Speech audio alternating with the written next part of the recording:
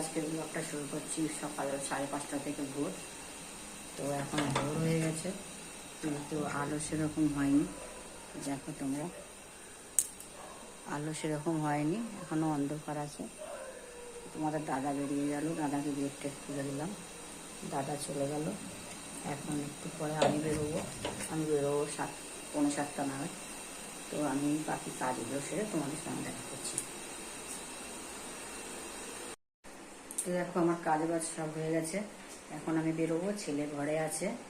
আর আমি আসবো 1:10-20 বা 1টা, তখন তোমাদের সঙ্গে দেখা হচ্ছে।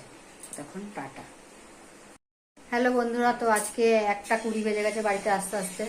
বাড়িতে ঢুকে জামা কাপড়টা ছাড়লাম, এখন ভাত বসাবো।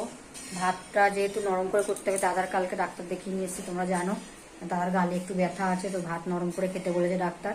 আর ভাতই করবো, আর দাদাকে একটু নরম করে অমলেট করে দেবো, ডিমের অমলেট, ওই খেয়েই আজকে যাবে। এদিকে দেখো ছেলে রান্নাঘরে ঢুকে বসে আছে, রান্নাঘরে ডিমের অমলেট করছে, ও খাবে এখন। আর যাই হোক, ও যা করছে করে নিক, তারপরে আমি ঢুকবো রান্নাঘরে, ভাতটা বসাবো।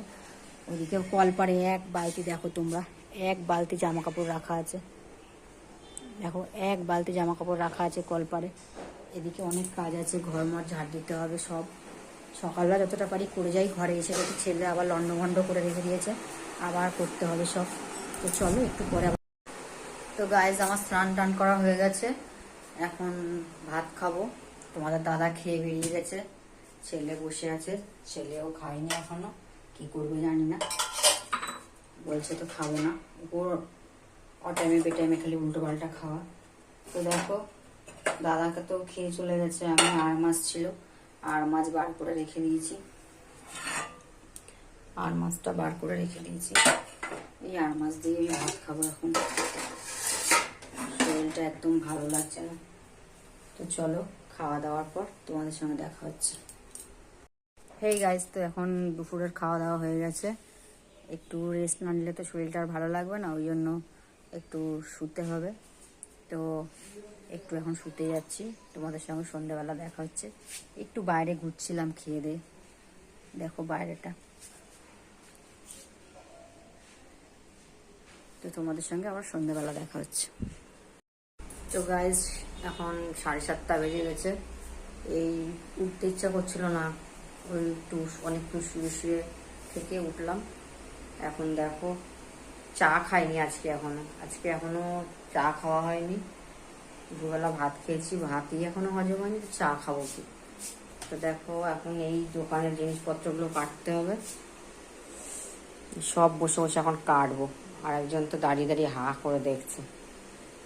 এই জিনিসপত্রগুলো এখন বসে বসে কাটবো। তো চলো এগুলো কেটে কেটে নিই, তারপর তোমার সঙ্গে আবার দেখা করছি।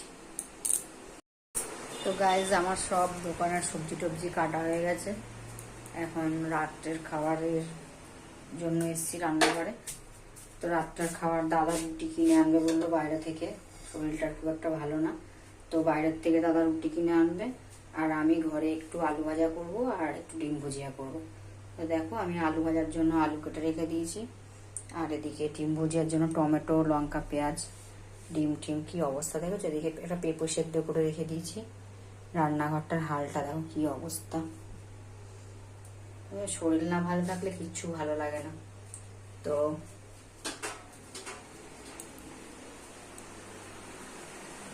ঘর দরেরও অবস্থা খারাপ। তো গাইজ, আমি আজ ব্লগটা আজকে এখানেই শেষ করছি। সবাইকে গুড নাইট। আমার ব্লগটা যদি তোমাদের ভালো লেগে থাকে, একটা লাইক, কমেন্ট, শেয়ার করে দিও। আর যারা নতুন বন্ধু আছে তারা অবশ্যই সাবস্ক্রাইব করে দিও। চলো সবাইকে গুড নাইট, আবার দেখা হচ্ছে কালকে।